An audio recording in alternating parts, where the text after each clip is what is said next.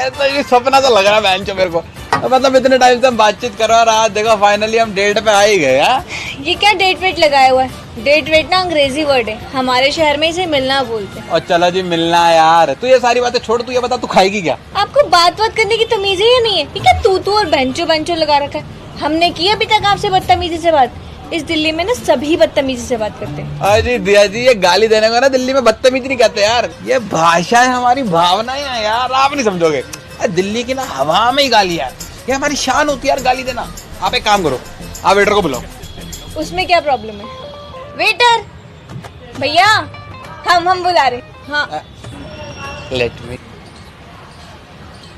आ गई लोड़ू। अरे गुलाटी भैया जी आ गए क्या?